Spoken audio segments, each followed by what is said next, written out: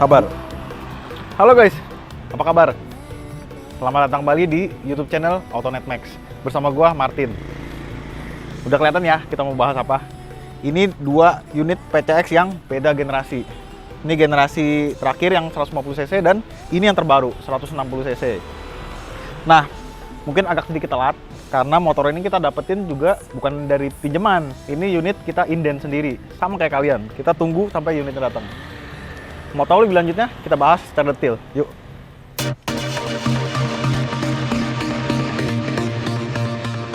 Kita cerita dulu sedikit nih. Gue sebenarnya agak bingung. Motor ini waktu keluar statusnya all new. Frame baru, engine baru, bodyworks baru, semuanya serba baru. Itu tahun 2018. Berselang 2,5 tahun kurang lebih, nggak sampai 3 tahun. Keluar lagi all new. Frame baru, engine baru, bodyworks baru, semuanya serba baru. Kenapa kira-kira Honda melakukan itu?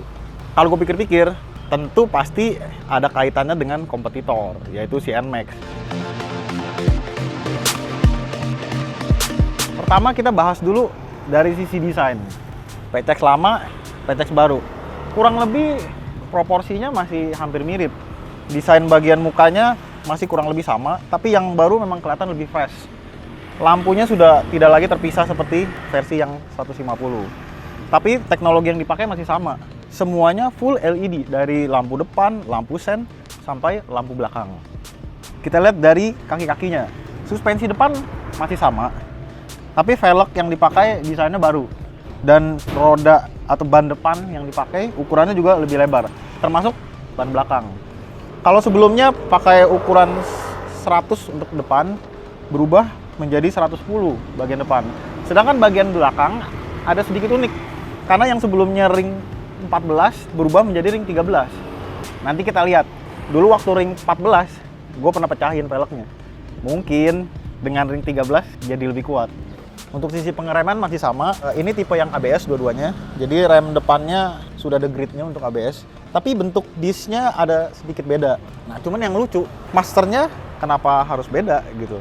Padahal kurang lebih masih sama sebenarnya sih. Gue nggak tahu alasannya itu.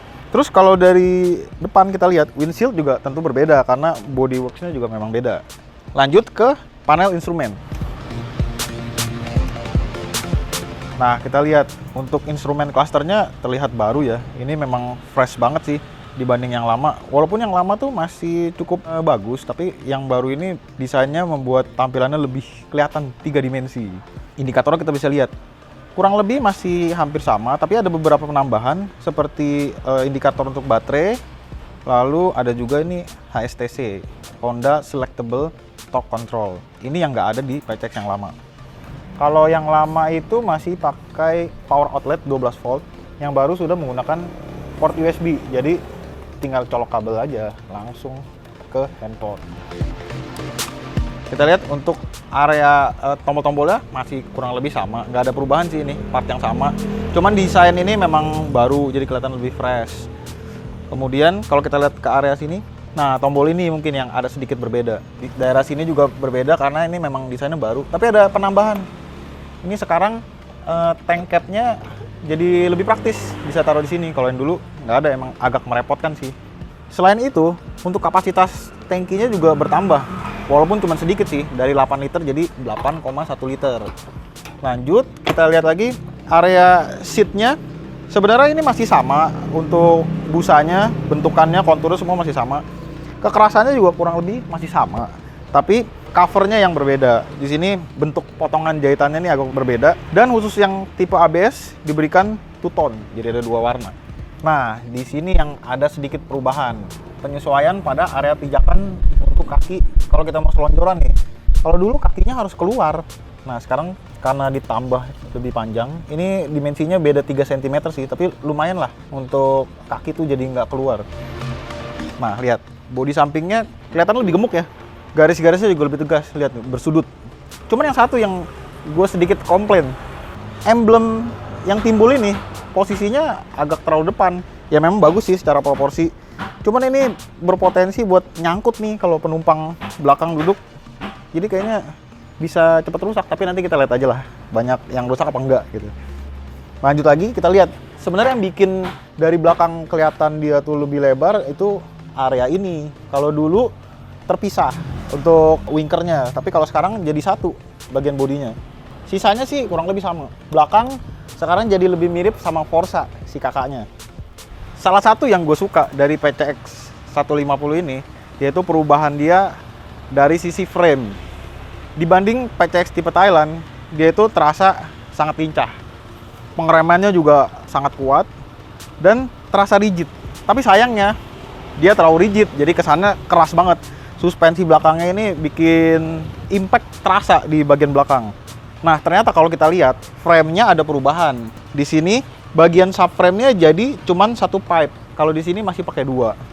Selain itu, perubahan yang dilakukan juga pada suspensi belakang. Ini spring-nya ada perubahan, stroke-nya juga bertambah 10 mm dan ditambah juga dengan perubahan pada ban menggunakan ring 13 yang lebih tinggi, lebih tebal profilnya. Jadi seharusnya dengan perubahan-perubahan ini akan menimbulkan feeling kalau motor ini jadi lebih baik redamannya. Satu lagi yang paling ditunggu yaitu bagian engine yang ternyata berubahnya total. Sama sekali baru. Ini all new engine, all new frame, all new bodyworks.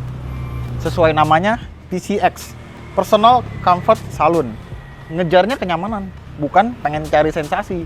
Tapi ya namanya marketing, tetap kalau kompetitor power lebih besar, apa yang mau dijual? Mau nggak mau Honda harus mengupgrade engine-nya sampai dibuat engine yang baru. Engine ini upgrade-nya lumayan banyak.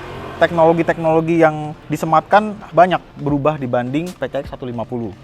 Power yang dikejar memang cukup jauh dibanding yang lama. Kalau yang lama powernya 14,7 PS, sekarang jadi 16 PS. Torsi 13,2 Nm menjadi 14,7 Nm.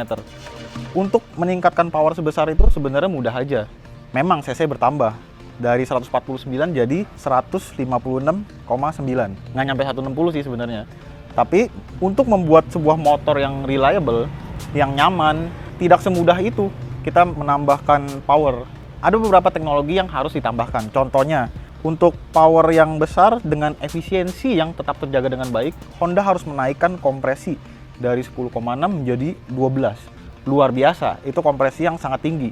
Akibatnya apa? Tentu akan menimbulkan vibrasi yang tinggi, kemudian panas yang tinggi, dan memang efisiensi sudah tercapai dengan kompresi yang tinggi. Tapi untuk menghindari knocking, Honda juga harus menambahkan oil jet pada bagian bawah piston, yaitu untuk mendinginkan pistonnya. Kemudian ubahan-ubahan lain juga banyak sekali. Honda menyematkan 4 klep karena kompetitornya juga menggunakan 4 klep. Dan satu yang belum dikeluarkan senjatanya Honda yaitu VTEC yang ditunggu-tunggu. Ternyata nggak ada di sini. Tapi kalau kalian bongkar, teman-teman kita udah sempat bongkar engine PCX baru ini, ternyata sudah ada dudukan untuk VTEC-nya. Itu mungkin akan menjadi senjata selanjutnya kalau si kompetitor mengeluarkan motor yang baru. Untuk mendukung engine yang powernya lebih besar, asupan udaranya lebih besar, nanti kita lihat area intake-nya sama area filter udaranya. Tapi di sini kita juga lihat mufflernya memang berubah bentuk. Selain itu, bagian dalamnya desainnya juga berubah. Mufflernya ini lebih plong dibanding yang lama. Oh iya, gue ada yang kelupaan. Engine ini pakai throttle body yang juga lebih besar, sekarang 30 mm. Kemudian untuk tensioner camchain-nya juga berubah, sekarang menggunakan hydraulic camchain.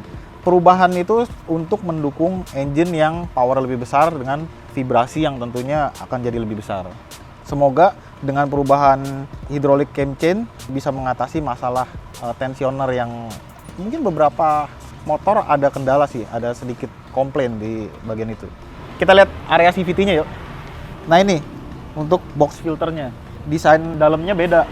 Dia itu lebih bisa mengakomodir asupan udara yang lebih banyak.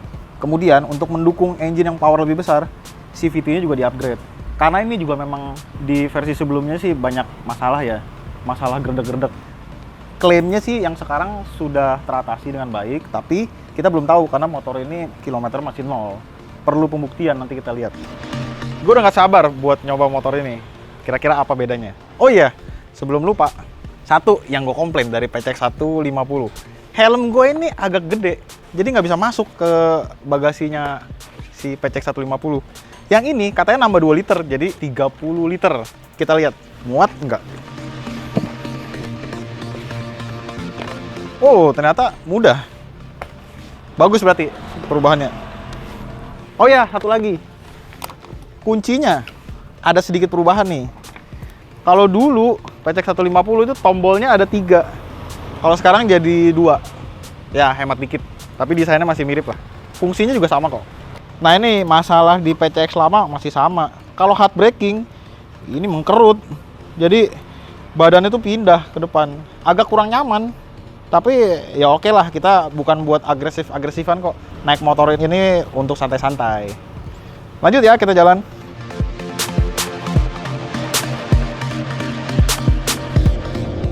Nah, kita rasain dulu nih.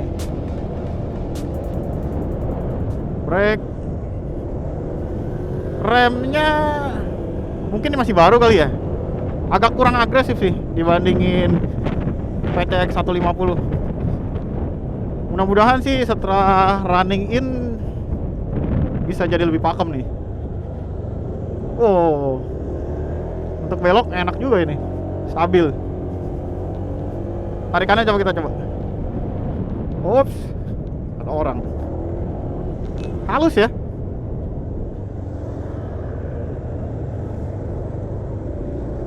Halus. Kalau idle sih vibrasinya ya agak kerasa sih kalau menurut gua. Mungkin selain karena dia cc gede, overbore, terus kompresinya juga kan tinggi banget tuh, 12/1. Ya tapi perubahan-perubahan yang dilakukan sih gua rasa udah bisa mengkompensasi supaya secara vibrasi dia masih bisa diterima lah atau acceptable. Kita coba jalan.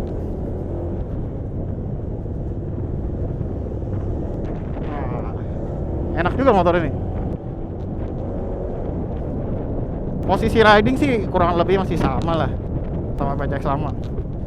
Cuman yang gua rasain memang lebih ke engine-nya. Dia tuh halus ya. CVT-nya kayak nggak langsung gigit gitu, tapi powerful. Porsinya berasa. Padahal dia overbore loh. Cuman ya bisa menampik bahwa overbore itu biasanya mainnya di atas. Faktanya sih enggak. Bawahnya cukup kuat. Kalau atasnya nanti kita coba deh.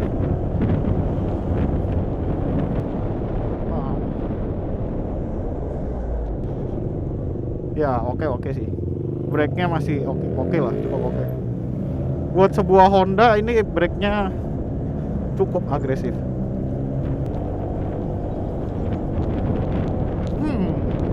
Ekspektasi gue lebih sih buat akselerasinya. Tapi ya cukup lah. Menurut gue perubahannya cukup bisa menyaingi kompetitor. Nah rasanya sih kalau RPM udah di atas 4.000-an gitu, memang baru kerasa banget powernya beda. Sama ya kayak si PCX 150, rem belakangnya malah lebih agresif. Ya walaupun dia ABS-nya baru single channel, tapi menurut gua Honda memikirkan dari sisi harga sih. Dari sisi harga supaya dia masih tetap masuk, tapi dari sisi safety juga dia oke. Karena motor dengan CBS pun sebenarnya agak sulit sih kalau mau ban belakang sampai locking. Jadi menurut gua ABS single channel di roda depan sih udah cukup. Cuman memang kalau dibandingin kompetitor jadi kesannya inferior ya. Tadi kita sempat lewatin sedikit, ada kayak polisi tidur gitu. Beda sih, memang ada rasa beda dibanding PCX 150. Yang ini lebih lembut, redamannya lebih baik. Walaupun suspensi juga nggak empuk-empuk banget. Tapi ini perubahan yang gua harapin sih. Karena di PCX 150 tuh aduh, bikin capek. Bokong tuh pegel dan kadang-kadang sakit sih waktu kena impact itu. Jeduk aja gitu rasanya. Kalau ini enggak, masih oke redamannya. Justru yang gua khawatir dia terlalu empuk. Kalau dia terlalu empuk tuh mungkin nanti akan jadi sedikit limbung. Tapi untungnya setup suspensinya nggak bikin dia tuh terlalu empuk. Jadi ini pas sih menurut gue. Good job buat Honda. Oke, dari sisi frame gue bisa rasain kalau dia tuh pengurangan bobot framenya dengan desain yang baru ini nggak mengurangi rigiditasnya, tapi juga memberikan sedikit fleksibilitas di bagian belakang. Jadi satu paket lengkap nih, sama suspensi, sama ban yang lebih tebal, ring 13. Itu jadi satu paket yang bikin motor ini tuh lebih nyaman. Lihat untuk belok-belok enak.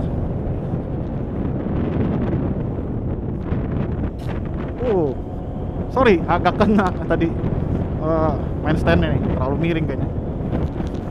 Motor baru nih.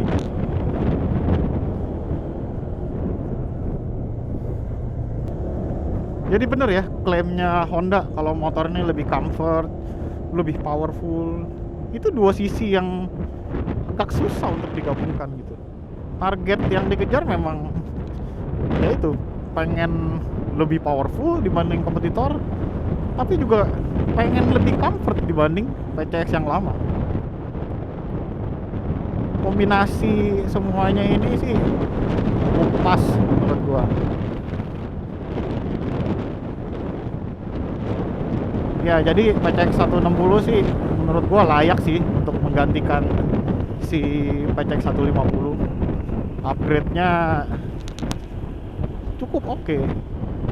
Cukup bisa mengcover keluhan-keluhan yang sebelumnya ada di PCX 150. Lihat, pickup powernya di RPM tinggi, di speed menengah atas. Kita coba akselerasi dengan mudah.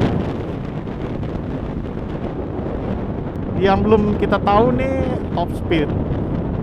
Kalau akselerasi sih terasa bedanya sih dibanding PCX 150. Even dibanding NMAX menurut gua ini lebih galak sih.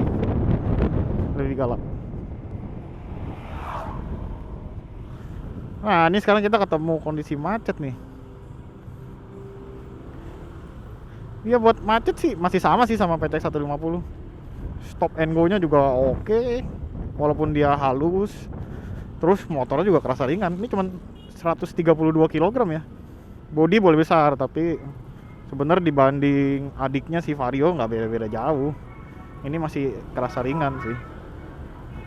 Cuman kalau orang ngerasa ini kayak moge, aneh juga ya. Karena gara-gara ada ini doang nih, hazard.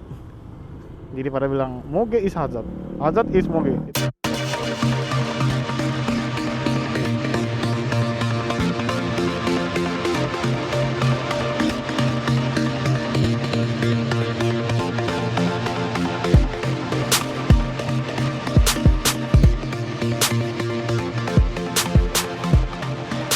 Oke, kita sampai pada kesimpulan. Si all new PCX 160 ini merupakan motor yang benar-benar baru sebenarnya. Walaupun tampilannya mirip, ukurannya juga masih sama dibanding si PCX 150. Tapi dia dengan frame baru, engine baru, semuanya serba baru, menjadikan motor ini jawaban atas masalah-masalah yang dulu pernah ada di PCX 150. Engine-nya yang katanya kurang powerful dibanding kompetitor, sudah di-upgrade di sini. Suspensinya yang ngejedak-jeduk tuh sekarang udah di-upgrade dan jauh jadi lebih baik. Tapi jangan lupa, ada satu kekurangan yang menurut gua pribadi. Dengan engine powerful, kompresi 12:1, tentunya vibrasinya jadi sedikit lebih besar dibanding PCX 150. Tapi overall masih bisa diterima menurut gua. Oh ya, satu lagi nih. Setelah tadi kita rasain ridingnya, ternyata ridingnya itu masih mirip banget sama PCX 150. Cuman memang pick up powernya lebih baik. Dan balik lagi, suspensi sih yang paling pengaruh menurut gua. Itu aja mungkin video kita kali ini. Kalau kalian suka video ini, tekan like, jangan lupa subscribe, dan tekan tombol loncengnya. Tulis komen di bawah, kasih masukan. Sampai jumpa. Ngomong dulu. Adu aja udah. Boleh juga nih, siapa takut. Next video kita adu ini berdua. Oke, sip. Bye. Gue udah gak penasaran. Gue udah gak penasaran. Ayo. Cuman gue komplain bagian belakang. Kelihatan. Gue udah jatuh nih. Tuh. Oh, Oh,